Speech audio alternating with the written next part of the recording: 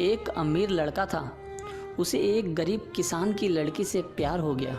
लड़की सुंदर होने के साथ साथ काफ़ी समझदार थी।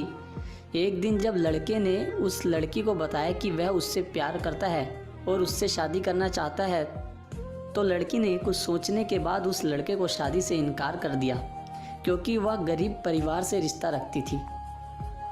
लेकिन कुछ समय बाद जब ये बात उस लड़के को पता चली, तो उस लड़के ने लड़की के माता पिता से बात की और उस लड़की को समझाया। काफ़ी समझाने के बाद वह लड़की मान गई और दोनों की शादी हो गई। शादी के बाद लड़का उसे बहुत प्यार करता था।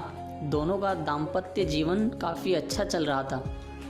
लेकिन कुछ महीनों बाद लड़की को चर्म रोग हो गया, जिसके कारण उसकी खूबसूरती ढलने लगी और अब लड़की को यह डर सताने लगा कि उसकी खूबसूरती ढलने के कारण कहीं उसका पति उसे छोड़ न दे। लड़की उस चर्म रोग को ठीक करने का हर संभव प्रयास कर रही थी। समय बीत रहा था और लड़की की खूबसूरती धीरे धीरे ढल रही थी। एक दिन वह लड़का एक काम से दूसरे शहर गया। लड़का जब वहाँ से वापस आ रहा था तो उसका रास्ते में एक कार के साथ एक्सीडेंट हो गया। उस दुर्घटना के दौरान लड़के की आंखों की रोशनी चली गई।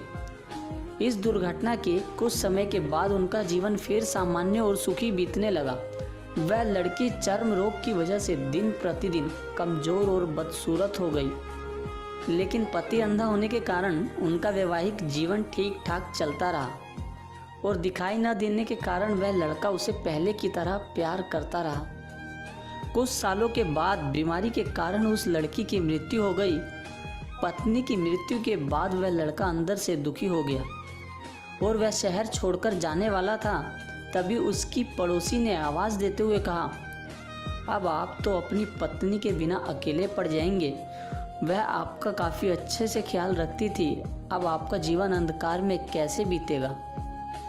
तब उस लड़के ने अपनी पड़ोसी की ओर देखा और गहरी सांस लेते हुए कहा, मैं कभी अंधा ही नहीं था, लेकिन मैं यह सोचकर अंधा होने का नाटक करता रहा कि कहीं मेरी पत्नी को उसकी बीमारी और बदसूरती के कारण यह न लगे कि मैं उससे प्यार नहीं करता।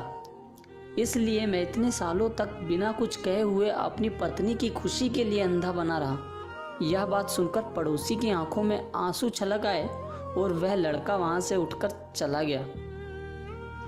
दोस्तों, इस कहानी से हमें ये सीखने को मिलता है, अगर आप जीवन भर खुश रहना चाहते हैं तो आप लोगों की कमियों की तरफ ही नहीं, उनकी खूबियों की तरफ